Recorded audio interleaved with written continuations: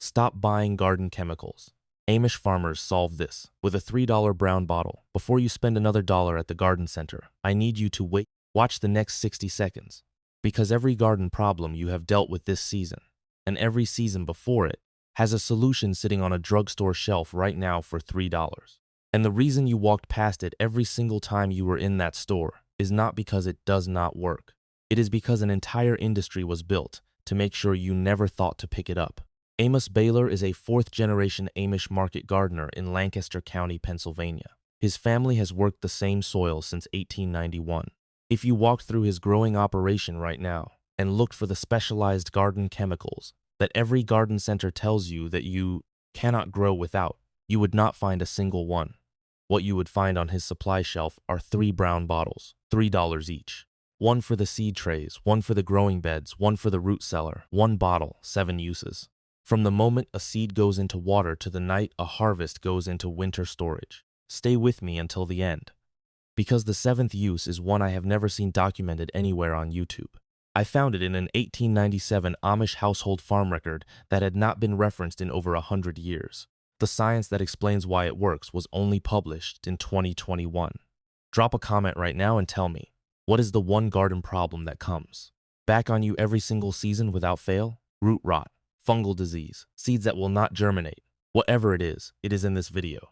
Drop it below. I read every single one. Now, the average home gardener spends between $150 and $300 every growing season on specialty garden chemicals, a different product for root rot, a different product for fungal leaf disease, a different product for germination, a different product for soil compaction. Every problem requiring its own bottle, its own label, its own price tag. That is $1,500 to $3. Zeros in over a decade.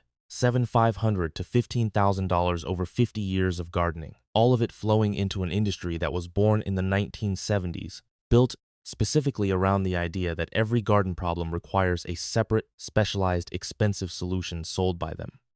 Before the 1970s, gardeners solved most of these problems with 1 or 2 simple, inexpensive tools. Hydrogen peroxide was one of them. It was not lost. It was buried.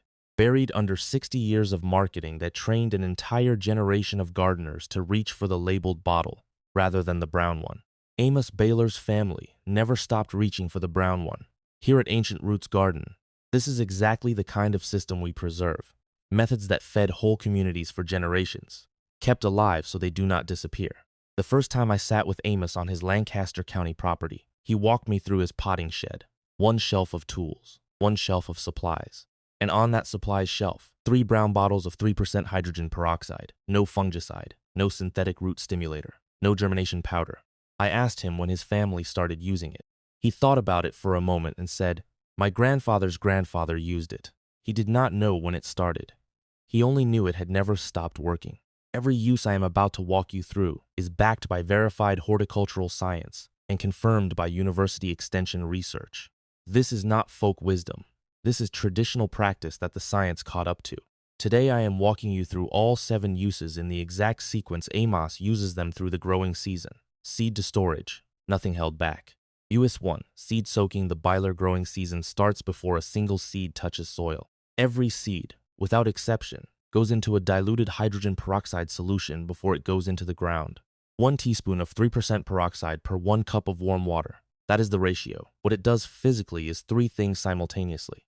It softens the seed coat, allowing moisture to penetrate faster and more evenly. It kills surface fungal spores sitting on the outside of the seed that would otherwise cause damping off at the seedling stage. The invisible killer that wipes out entire trays before the first true leaf appears. And it delivers a burst of oxygen directly to the embryo, triggering faster and more vigorous sprouting. University extension services have documented improved germination rates with peroxide soaking for decades. Atlantic white cedar seeds treated with peroxide showed nearly double the germination rate compared to untreated seeds in controlled trials. For older seeds from last season that you are not sure about, seeds whose viability you question, peroxide soaking is the single most effective recovery method available for under 10 cents per entire season. Small seeds like lettuce, radish, and carrot soak for 30 minutes to 1 hour. Medium seeds like cucumber, melon, and squash soak for 1 to 4 hours. Large seeds like beans and corn soak for 4 to 8 hours or overnight. Plant immediately after soaking. Do not let them dry out on the bench first. The embryo is activated and needs to go straight into soil. But most gardeners stop here. They discover the seed soak, and that is where their knowledge of this bottle ends. The next 6 uses are the ones that replace the entire garden chemical shelf. And the next one happens before the seeds even touch a container. US 2. Container and tools sanitation. Old soil harbors fungal spores. Last season's pots carry bacterial residue that you cannot see. Last season's trowel still has traces of whatever it touched, and those traces will introduce disease to your new seedlings before they are old, enough to fight back. This is the cause of more early season plant loss than any other single factor, and most gardeners never connect the dying seedling back to the container it was grown in. The fix is a solution of 3% peroxide and water. Remove old soil from containers. Rinse them. Spray or soak in the solution for 30 minutes for heavily contaminated items. For tools, spray directly, wait 60 seconds, wipe dry and rinse. Done. The Cleveland Clinic has documented the antimicrobial properties of 3% hydrogen peroxide extensively. The same chemistry that makes it effective for cleaning wounds makes it effective on the surfaces that will touch your plants before your plants are strong enough to defend themselves. Amish does this every March without exception. It costs him almost nothing and eliminates an entire category of early season loss before the season even begins. Now here is where most gardeners stop when they think about hydrogen peroxide in the garden, sanitation and seeds. But the next use is the one that the rest of the gardening world has gotten completely backwards. And it involves when you water your soil, not just what you water it with. Use 3. Soil oxygenation at planting. When Amish plants, whether seedlings, transplants, or direct sow, he waters the planting area with a diluted peroxide solution the day before and again 3 days after. 1 tablespoon of 3% peroxide per 1 quart of water. Most videos on this topic present soil oxygenation as a corrective treatment, something you do after the soil is already waterlogged or compacted and the roots are already struggling. Amish uses it proactively, at the moment of planting, to give new roots the best possible environment from their very first day in the ground. The chemistry. Hydrogen peroxide breaks down into water and oxygen. When that decomposition happens in the soil profile, the oxygen released creates briefly aerobic conditions that help roots establish faster and actively slows the anaerobic bacterial activity that leads to root rot before it has had a chance to take hold. This is not a substitute for good drainage. It is a start-of-season oxygen boost that gives new roots an establishment advantage in the most vulnerable 2 to 3 week window of any plant's life. The difference in early root development between a treated and untreated plant is visible by the end of the first week if you carefully dig beside both. But this is only the 3rd layer, because once the plants are growing, something will go wrong. It always does. And when it does, the brown bottle is ready for use 4. US 4. Root rot treatment. Root rot is caused by waterlogged soil and poor drainage. The saturated conditions suffocate roots and create the perfect environment for pathogens. Pythium, Phytophthora, and Fusarium. A plant with root rot wilts despite wet soil. Lower leaves yellow from the bottom upward. Growth slows. Without intervention, that plant is dead within 2 weeks.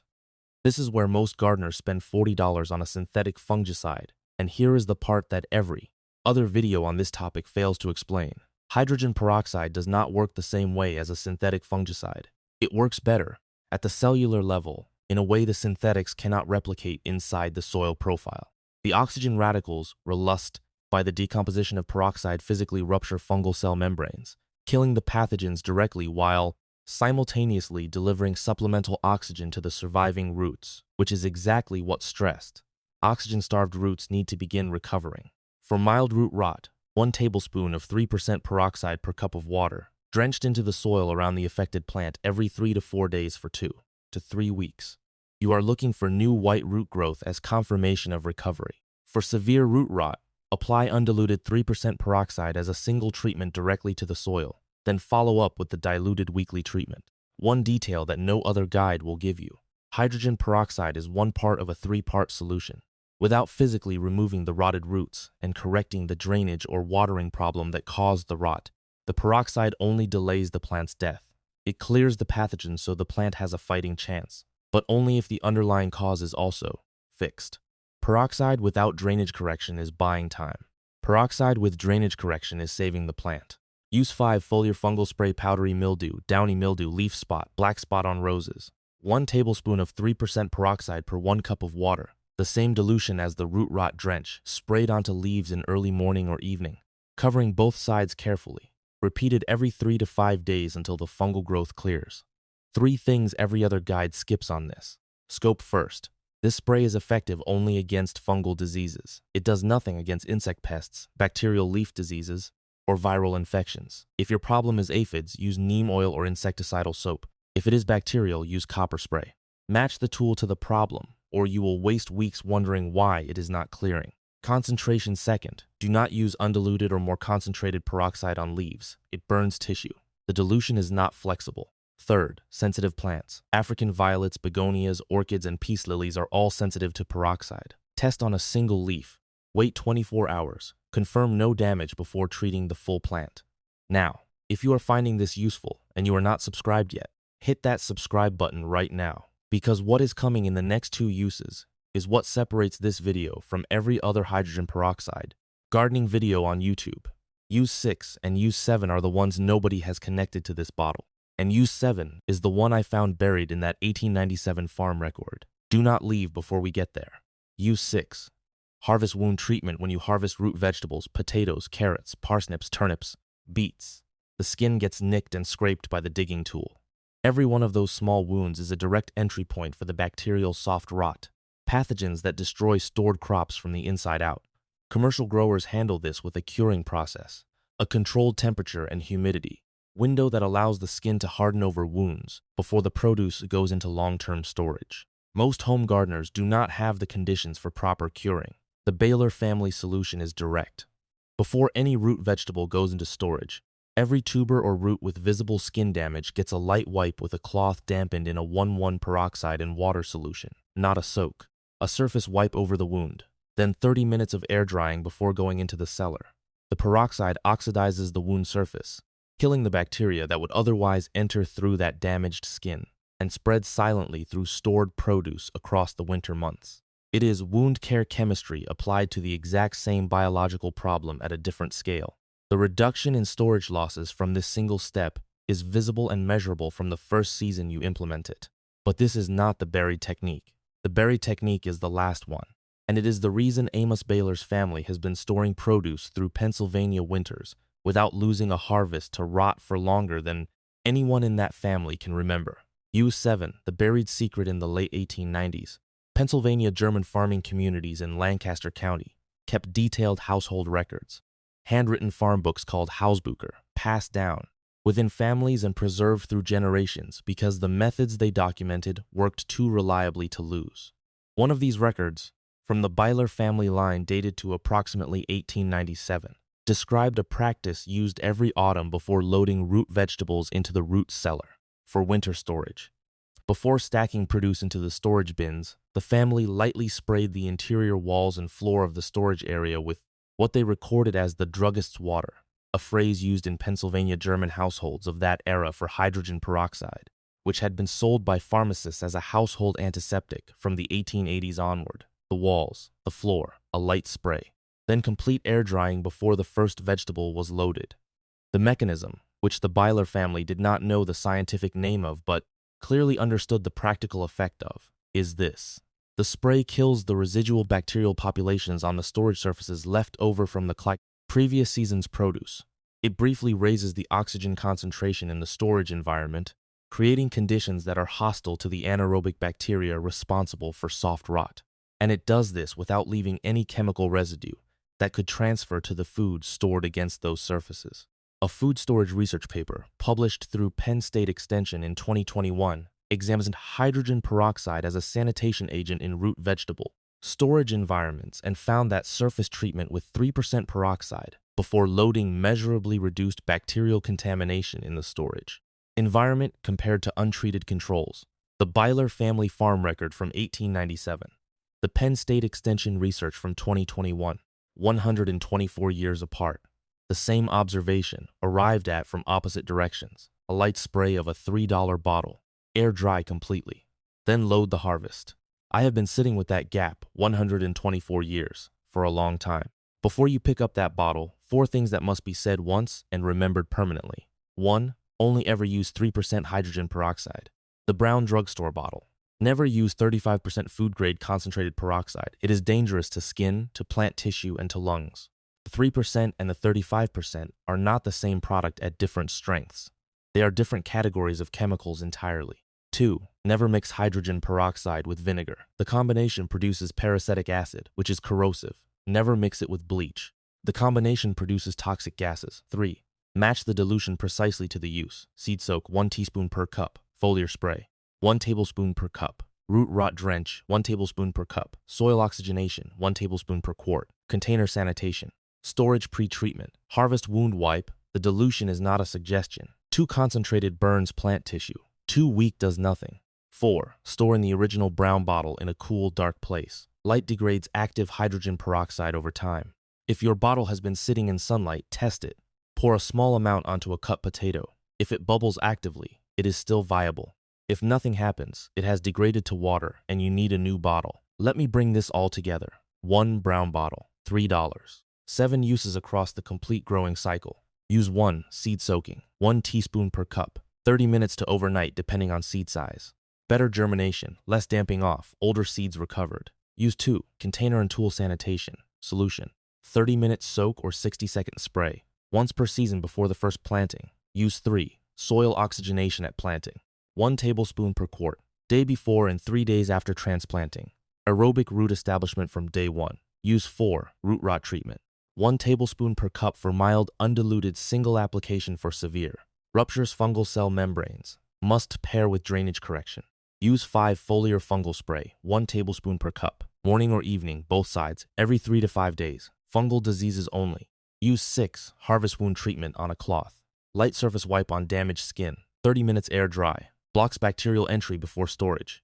Use 7 storage environment pre-treatment. Spray on cellar walls and floor. Complete air dry before loading. Documented 1897. Confirmed 2021. Seed to storage. 1 bottle. The complete system the garden chemical industry never wanted to be the competition. If you have ever stood in a garden center holding 3 or 4 different labeled bottles, each one solving one problem, each one adding to a total that felt completely disproportionate to what you were actually growing, you now know there was always another option. There still is. It is on the shelf at your drugstore right now. It has been there your entire gardening life. The Baylor family never needed those bottles. Neither do you. What use are you starting with first? Drop it in the comments below. Seed soak, root rot, or straight to the storage pre-treatment. I want to know where this system lands first in your garden, and I want to know where in the world that garden is. Subscribe to Ancient Roots Garden. The next video covers the complete Amish approach to building living soil without a single purchased input. The results after 1 season will make everything you spent at that garden center feel like the last time.